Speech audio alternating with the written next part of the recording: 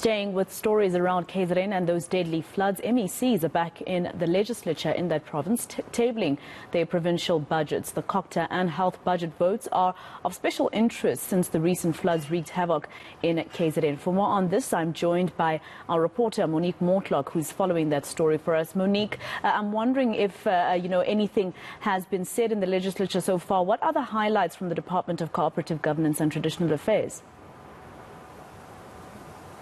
Well, MEC Shlomuka took us through what the previous financial year has looked like, saying that there has been progress and not regress in the province or in his department. For this year, they've seen a 2% increase in their budget, so he's working with about 1.8 billion rand. But to chat to us more about this, I'm going to ask you, MEC, one of the main highlights of your budget was the help that you are looking to give municipalities. Just tell us about that, and especially those critical vacancies that you'll be opening or that you'll be looking to fill.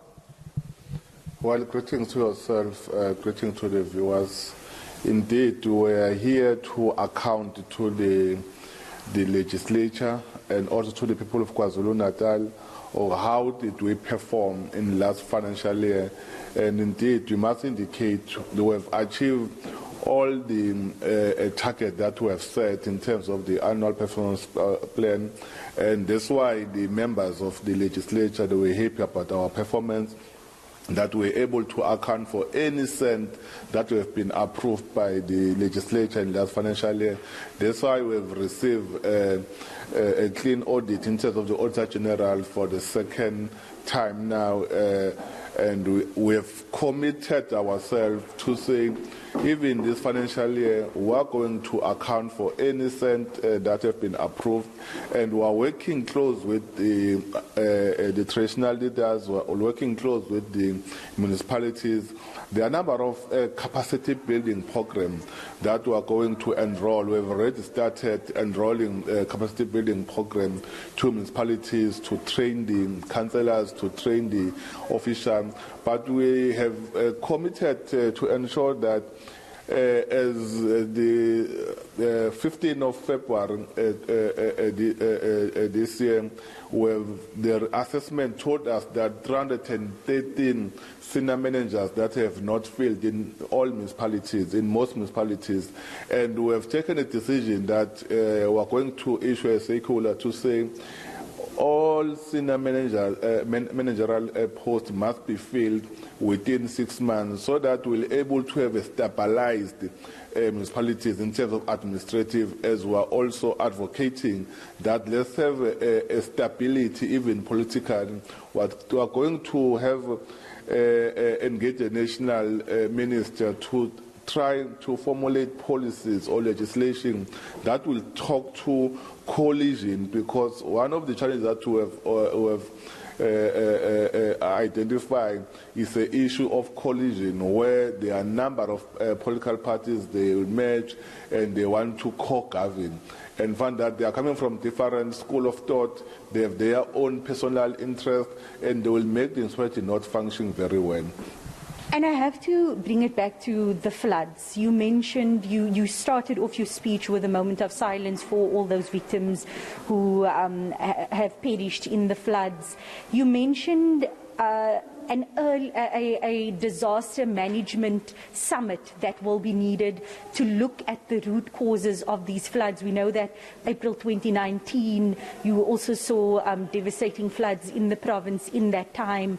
What has Cogta done since then? You mentioned 2 billion rand being given by Treasury last year.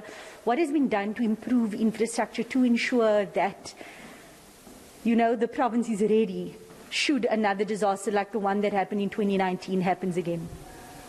Well, let's start by saying experience is something that we must learn from it. And I must indicate, as we are a department that coordinates the disaster management, and as we coordinate all sector departments, we coordinate municipalities, we coordinate even other stakeholders to make sure that everything is consolidated. We have ensured that all departments, all private sector who want to donate to relevant or those who are displaced, they must ensure that we have coordinated everything, and we have learned from the other partners how can we improve the coordination. That's why we are proposing that we are going to have a disaster summit where we are going to invite a number of stakeholders to work, because we believe that working together we can make better achievement in KwaZulu-Natal. I must indicate that so far there is no funds that we have received as a department. National, as we consolidate a report of disaster, whereas we send it to national, they send to the relevant sector departments, or they send it to municipalities. Ours is to ensure that as they receive those grants, those disaster grants, they must be able to spend according to what they have approved for. Okay, so you can't say what happened to that 2 billion rand, how it was spent in terms of disaster prevention. We have never received any 2 billion. I can't account for something that I have never received it as a department. Okay.